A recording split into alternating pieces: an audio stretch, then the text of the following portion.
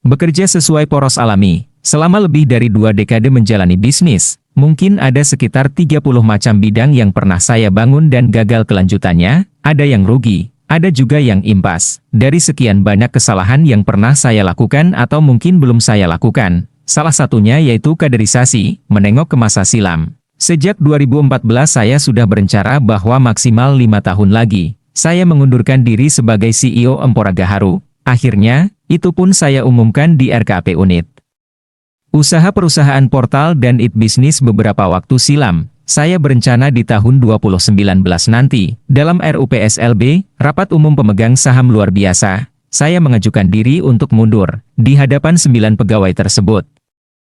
Saya berharap mereka menyampaikan ini ke divisi lainnya. Hingga saat ini ada pertanyaan dari para tim dan staf, siapa yang kira-kira akan menggantikan saya? Saya jawab dengan jujur, saya tidak tahu dan itu bukan urusan saya. Terserah stakeholder dan shareholder. Tergantung Dewan Komisaris. Ternyata pembicaraan tersebut berlanjut hingga di grup WhatsApp dan lainnya. Mereka bukan sibuk mencari siapa pengganti saya nanti, tapi sibuk memikirkan sekarang tim harus melakukan apa. Sejauh ini saya cukup senang karena berhasil mentransfer kegelisahan. Gaya manajemen saya mungkin jauh berbeda dibandingkan CEO lainnya. Saya tipe yang terbuka dan selalu mentransfer kegelisahan, kegalauan, dan anti kemapanan. Saya selalu menggoyang suatu kestabilan. Contohnya di divisi procurement, bagian pengadaan ini manajernya cukup apik, teratur, dan bisa diandalkan. Lalu, saya panggil dia untuk memimpin divisi baru. Sebelum divisinya ditinggal, dia harus mengkader 1 atau 2 orang yang mirip dirinya, dan dia harus melakukan itu dengan segera. Di tempat baru, bahkan bidangnya belum dia kuasai, tetapi demi membuat galau, saya ceburkan dia di sana. Gaya pemimpin lain mungkin ketika menemukan manajer yang tepat di tempat yang tepat, dia akan berada di sana agak lama dan mereka akan membenahi divisi yang lemah. Saya sebaliknya, lebih memilih untuk mematangkan individunya lalu mencari individu lain, ketimbang departemennya tenang. Itulah perbedaan saya, walau bidangnya beda. Namun ada satu kesamaan di nature-nya atau sifat alaminya. Ini tidak saya akan tentang, jangan pernah melawan alam, karena mereka akan berjalan tidak alami. Begini menganalisisnya, dalam sisi psikologi ada pengelompokan sifat seseorang, misalnya dia seorang ekstrovert yaitu seseorang yang menyukai hubungan dengan orang lain, atau bahasa lainnya dengan istilah people person. Ada pula sifat seseorang yang introvert di mana mereka tidak terlalu suka berinteraksi dengan manusia lain, atau social skill-nya rendah, karena memang tidak suka, mereka pendiam, suka bicara dalam hati, dan biasanya mereka lebih ke system person, bekerja maksimum dengan sistem. People person extrovert bekerja maksimum dengan manusia lainnya.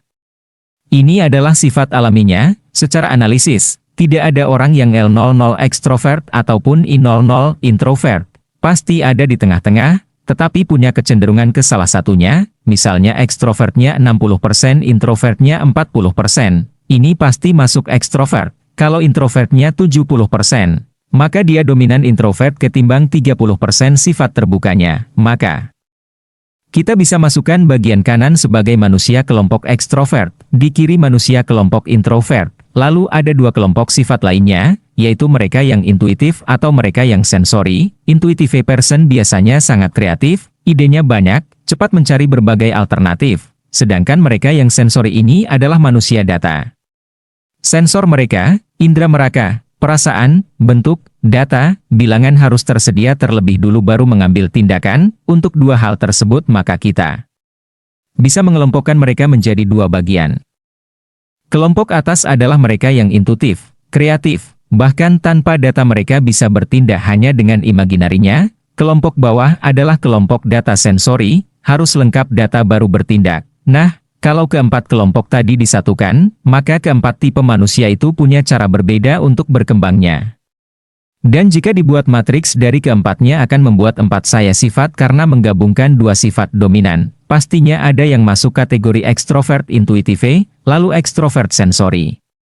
Di sisi kanan, juga ada sisi kiri yang masuk kategori introvert sensori dan introvert intuitive. Jadi ada 8 kelompok sifat yang secara natural memiliki jalan hidup masing-masing lebih alami. Dalam menjalankan organisasi, temukanlah di mana posisi Anda dan tim Anda. Jika tidak, mereka tidak akan natural bekerjanya. Begini misalnya, Anda semua tahu dan kenal Ray Kroc?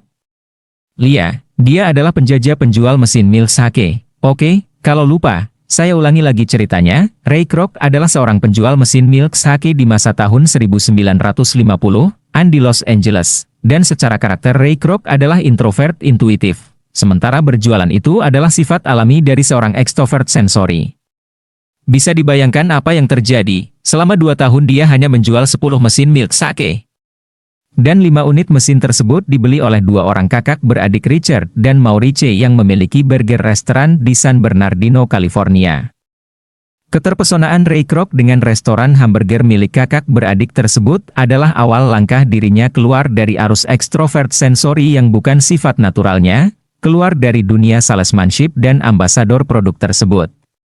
Sifat aslinya yang introvert intuitif keluar di saat dirinya membuat franchise restoran kakak beradik Richard dan Maurice menjadi McDonald's yang terkenal sekarang. Ray Kroc adalah sistem person. Dia manusia yang bergerak natural dengan intuisinya juga dengan sistemnya. Atau cerita lain, Microsoft adalah sebuah perusahaan besar yang semua orang tahu nilai kapitalnya senilai $234 billion atau senilai 2.500 triliun rupiah. Atau 2,5 kali anggaran APBN nasional Indonesia. Bagaimana bisa sebesar itu? Ternyata, dulu di awalnya, pimpinan Microsoft sebagai CEO adalah Bill Gates. Sementara Bill Gates seorang intuitive person, sisi atas murni, dia creator, pencipta, maka kecintaannya dan sifat naturalnya adalah membuat sesuatu, agak lambat perkembangannya.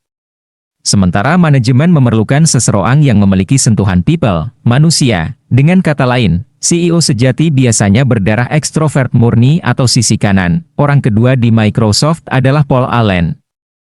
Seorang introvert sensori, seorang akumulator atau penumpuk, beli dan simpan, bukan trader atau pedagang yang beli jual. Paul Allen membeli dan menjaga aset. Yang dikerjakan Paul Allen sebagai orang nomor 2 di Microsoft adalah membeli aset seperti Portland Trail Blazer NBA Club, Seattle Seahawks NFL, banyak real estate.